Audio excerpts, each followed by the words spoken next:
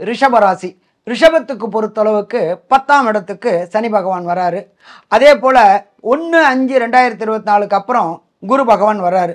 குரு பகவான் 12ல் இருக்கார், சனி பகவான் 10ஆம் இடத்துல இருக்கார். நம்மளுடைய ஜோதிட சாஸ்திரத்தில் என்ன சொல்லியிருக்கு, 10ஆம் இடத்துல ஒரு பாவியாவது இருக்கணும் அப்படின்னு இருக்கு. அப்போ இயற்கை பாவியான இயற்கை அசூபரான சனி பகவானே உங்களுடைய 10ஆம் இடத்தில் இருக்கிறார். அப்போ இந்த காலகட்டங்களில் பார்த்தோம்னாக்கா அது யோகமாகுமா? யோகமாகும். எப்பொழுதுமே சுக்கிரனுக்கு சனி நட்பு வட்டாரம். இதுவரையிலும் ரிஷபராசியில் உள்ளவங்களுக்கு வேலைக்காக அலைஞ்சுட்டே இருந்தாங்க.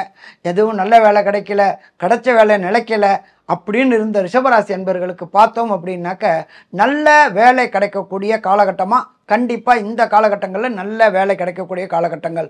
சரி சாமி, நான் ரொம்ப நாளாக தொழில் தொடங்கணும்னு நினச்சிக்கிட்டு இருந்தேன், சொந்த தொழில் தொடங்கலாமா? கண்டிப்பாக தொடங்கலாம். ஏன்னா 10ல் சனி பகவான் இருக்கார். தொழில்காரகனான சனி பகவானே 10ஆம் இடத்துல இருக்கும் பொழுது இந்த காலகட்டங்களில் தொழில் தொடங்கினோம்னாக்க சிறப்பாக இருக்குமா? கண்டிப்பாக சிறப்பாக இருக்கும்.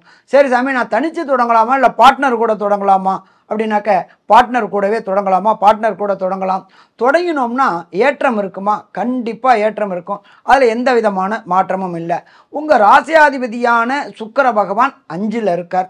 5ல் இருக்கிற சுக்கிர பகவானை 1/5/2024 அப்புறம் மாறப்போகிற குரு பார்க்குறார். இதுவரை திருமணமாகி சாமி ரொம்ப நாளாக எனக்கு திருமணம் ஆயிடுச்சு, ஆனால் எனக்கு வம்சம் விருத்தியே ஆகலை அப்படின்னு நினச்சிக்கிட்டு இருந்த அத்தனை பேருக்கும் இந்த காலகட்டங்கள் யோகமான காலகட்டங்களா? யோகமான காலகட்டங்கள். சரி, இந்த ராசியை பொறுத்தளவுக்கு எல்லாமே நல்லா இருக்குது. ஆனால் சாமி, எனக்கு நடக்கிற தசா புத்தியில் ப்ராப்ளம் இருக்கிறதுனால சின்ன சின்ன சிக்கல்கள் வருது, நான் என்ன பண்ணலாம்? தொடர்ந்து 7 பிரதோஷ வழிபாடு. பிரதோஷத்துக்கு போயிட்டு ஈஸ்வரனுக்கும் நந்தீஸ்வரருக்கும் பால் பன்னீர் இளநீர் வாங்கி கொடுத்து வழிபட்டுட்டு வந்தீங்கன்னாக்க வர பிரச்சனையும் வந்த பிரச்சனையும் ஈஸ்வரன் பேரை சொல்லும்பொழுது விலகுமா? விலகும்.